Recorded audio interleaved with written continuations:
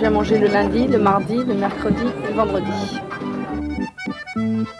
Ça m'amuse, mon fils me fait goûter le Big Mac aujourd'hui. On dit que de préférence c'est les jeunes qui viennent. Ah, pas forcément, dites, je suis pas jeune moi. C'est pas terrible. Et vous venez quand même? Bah oui, c'est économique. Le Big Mac, ce gros sandwich américain à la viande, en passe d'envahir le monde comme le Coca-Cola, c'est le fleuron du fast-food, en français nourriture rapide. 100 secondes pour faire cuire une tranche de steak haché congelé. 55 secondes pour toaster et saucer, une sonnerie rythmant chaque opération. Quelques gestes pour la salade, les oignons, les cornichons, le fromage. En 2 minutes exactement, le client est servi. Les études de marché donnaient le Big Mac et ses frères perdants en France, pays de la gastronomie. Or, le chiffre d'affaires de la filiale française a progressé de 85% en un an. C'est sympa, c'est meilleur qu'un sandwich, de toute façon. Mais vous préférez pas manger un petit repas chaud ailleurs, tranquillement? Non, parce que dans les cafés, c'est très cher, c'est long. Ici, c'est plus complet, c'est plus sympa. Pourquoi plus sympa? Bon, un restaurant, un café, il y a beaucoup de monde, il y a beaucoup de bruit.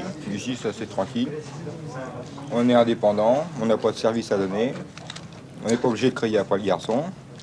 Une fois qu'on est servi, tout du moins, on mange. Et il y a la nostalgie de l'Amérique?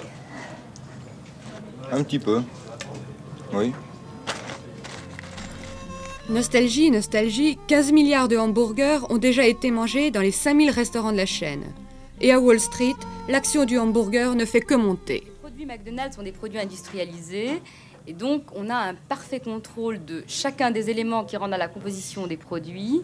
Et donc n'importe qui va dans n'importe quel restaurant McDonald's, n'importe où dans le monde, aura toujours le même produit.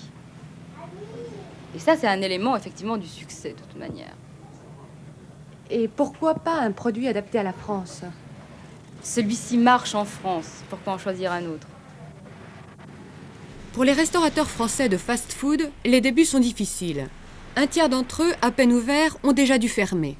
Artisans, souvent, promus bricoleurs, ce n'était pas suffisant. Quant aux rescapés, ils cherchent leur créneau. Les Américains ont des arguments à faire valoir au niveau technique, standardisation. Et nous essayons d'axer notre politique vers le goût français, au niveau du pain, au niveau des sauces, au niveau de la viande.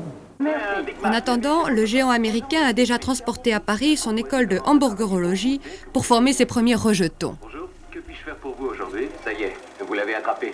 Vous avez découvert que votre travail était important aussi. Ce monde à servir et à rendre heureux. Ce qui vous rend heureux. Et c'est la courtoisie qui fait que tout marche comme sur des roulettes.